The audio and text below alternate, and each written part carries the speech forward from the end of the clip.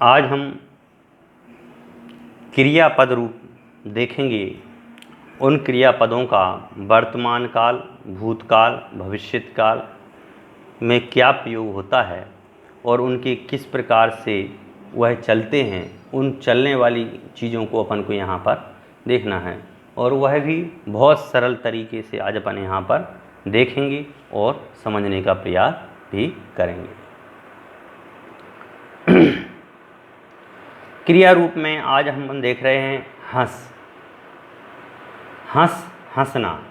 वर्तमान काल में जो प्रयुक्त होते हैं उस वर्तमान काल में प्रयुक्त होने वाले। अब यहाँ पर अपन को हंस मतलब हंसना वर्तमान काल। अब यहाँ अन्य पुरुष, मध्यम पुरुष, उत्तम पुरुष लिखा हुआ है। तो हमने अभी जो विभक्ति रूप पढ़े थे पिछली क्लासों में, उन विभक्ति रूपों का कहाँ कैसे प्रयोग होगा वह भी हमें जानना यहाँ पर बहुत ज़रूरी है। तो अब जैसे वह शब्द है तो वह कोई सा भी संज्ञा शब्द हो, वस्तु हो, स्थान हो, तो वहाँ पर उसके आधार पर वह शब्द का प्रयोग यहाँ पर होगा।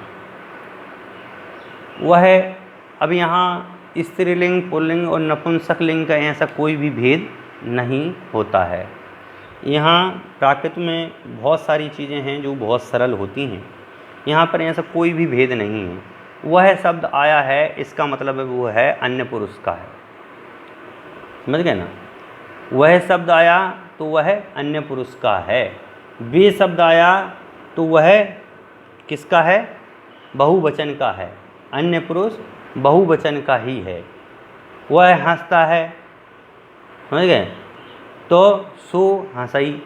वह हंसती है, सा हंसई हैं।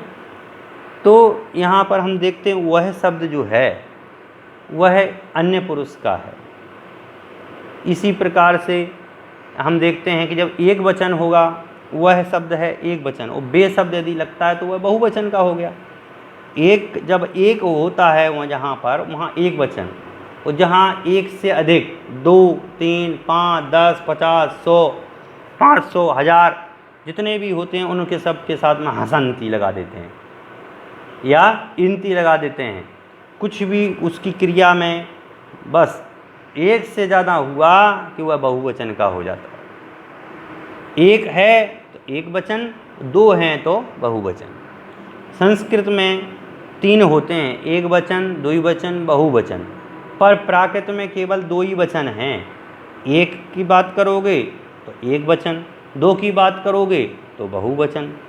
तो एक वचन और बहुवचन यहाँ पर अपन को थोड़ा सा ध्यान में रखना है। मध्यम पुरुष तो तुम शब्द के लिए ही है। मध्यम पुरुष किसके लिए है? तुम शब्द के लिए है कि तुम हंसते हो, तुम रोते हो, तुम खाते हो, तुम पीते हो, तुम सब ऐसा करते हो, तुम सब ऐसा करते हो, वे सब ऐसा करते हैं, वे दोनों ऐसा करते हैं। तो ये जब तुम दोनों ऐसा करते हो, तुम सब ऐसा करते हो, जहाँ पर भी आता है वहाँ पर ये समझ लीजिए वह मध्यम पुरुष का ही है। किसका है? मध्यम पुरुष का ही वाक्य है। तो यहाँ पर हम देख रहे हैं कि जो शब्द यहाँ पर बन रहे हैं उन शब्दों को अपन यहाँ पर मैं देख रहा हूँ और आप लोगों को समझाने का प्रयास कर रहा हूँ। उत्तम पुरुष में क्या होता है? मेरे लिए ही आता है। उत्तम जो है मैं ही हूँ। कौन हूँ? मैं। उत्तम पुरुष का प्रयोग कहाँ होगा? मैं।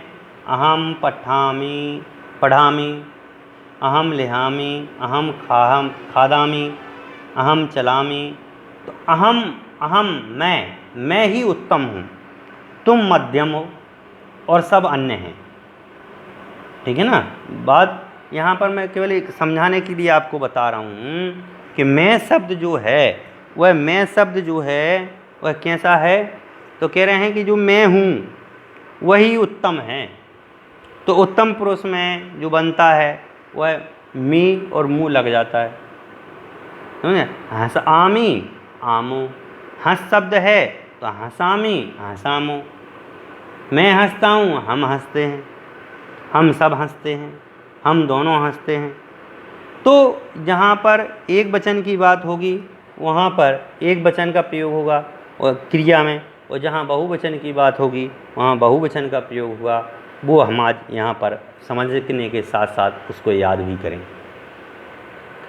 तो सबसे पहले है अन्य पुरुष में हंसई एक वचन और हंसन्ति बहुवचन। मध्यम पुरुष में है हंससी हंस है। उत्तम पुरुष एक वचन में है हंसामी, बहुवचन में हंसामो। हंसई हंसन्ति हंससी हंसय हंसामी हंसामो। हंसई हंसन्ति हंससी हंसय हंसामी हंसामो। ठीक है ना। तो यहाँ पर अपन ये रूप जो है वह याद भी करना है और उसको समझना भी है। समझे बिना याद करोगे तो कुछ भी अर्थ नहीं निकलने वाला। केवल याद करने से विषय का प्रतिपादन नहीं होता है, उसको समझने से ही विषय का प्रतिपादन यहाँ पर होता है।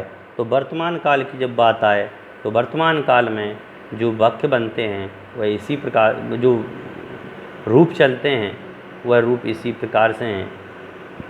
हंस शब्द का वर्तमान काल अन्य पुरुष में हंसई, बहुवचन में हंसन्ति। मध्यम पुरुष में हंससी और बहुवचन में हंसय। इसी प्रकार से उत्तम पुरुष एक वचन में हंस शब्द का हंसामी और हंसामो।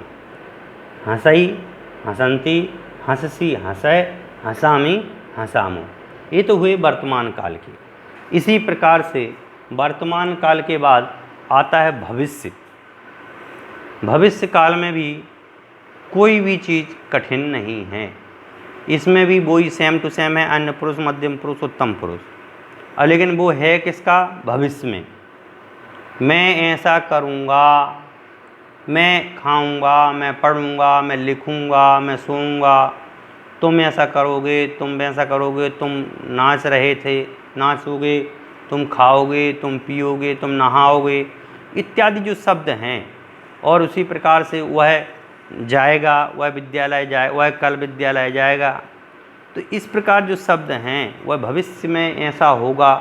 तो उस भविष्य का शब्द के जो वाक्य बने हुए हैं उनको भी अपन यहाँ पर देखते हैं। जैसे हंसे ही है, ई तो लगा हुआ है ना। जैसे वहाँ पर अपन वर्तमान काल में देखा था ना, ई लगा हुआ था ना, हंसाई।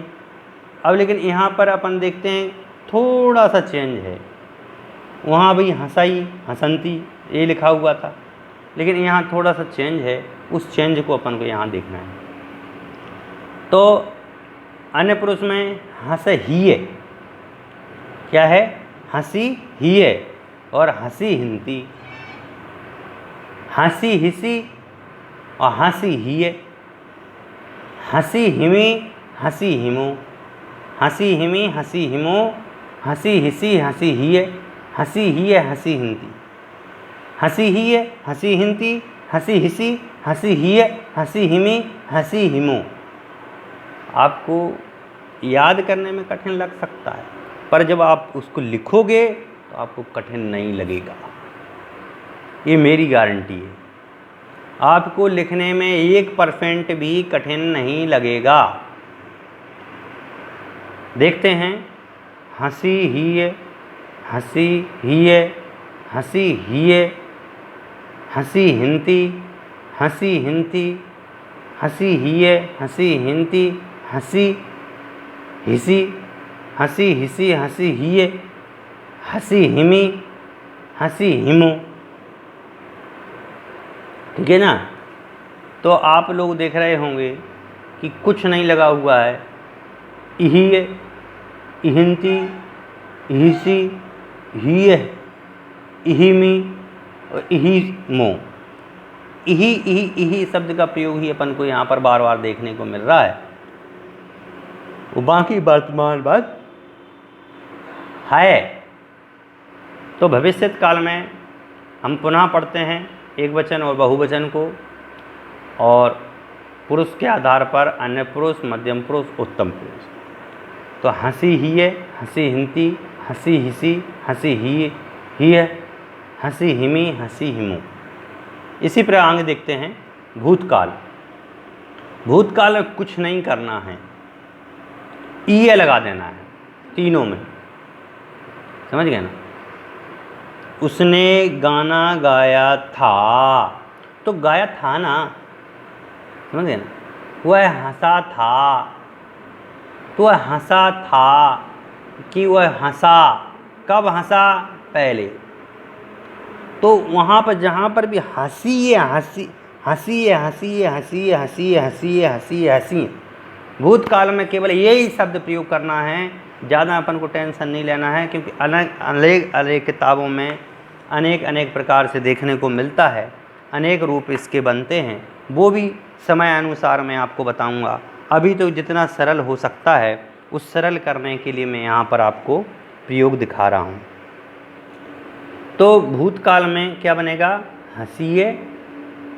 भूतकाल चाहे वो प्रथम पुरुष का हो, चाहे वो मध्यम पुरुष का हो, चाहे वो उत्तम पुरुष का हो, तीनों पुरुषों में हंसी ही बनेगा।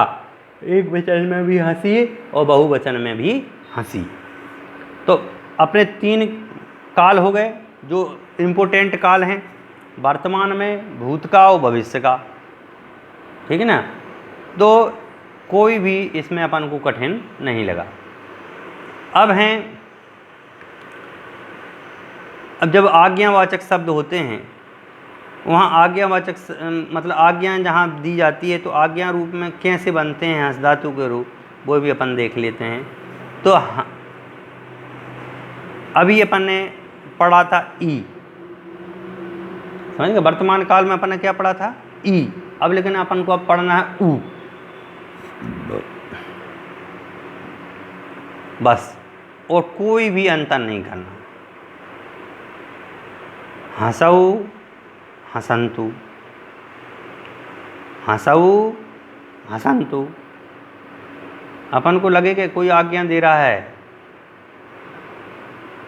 तो हंसऊ कर दीजिए, हसंतु कर दीजिए। हंसऊ हसंतु, हंसही हंसाई, हंसही हंसाई, हसाम हसमु हसमु, हसमु हसमु।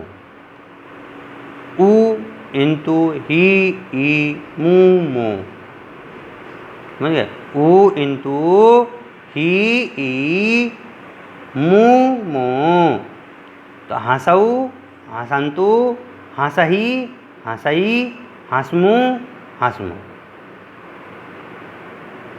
हंसऊ हसंतु, हंसही हंसई, हसमु हसमु। इस प्रकार से ये विधि वाले में बनते हैं। बस ये है कि आपको थोड़ा सा ध्यान में रखना है। कोई भी चीज़ पढ़ते हैं उस समय उस चीज़ को अपन को ध्यान में रखना है कि वह किस रूप में है, समझ गए। सामान्य बात कही जा रही है कि कोई अपन को आज्ञा दे रहा है, क्या कर रहा है, उस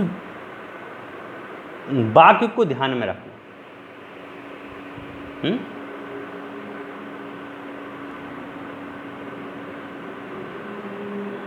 एक बार अपन पुनः देखते हैं। हंसऊ हसंतु, हंसही हंसई, हसमु हसमु।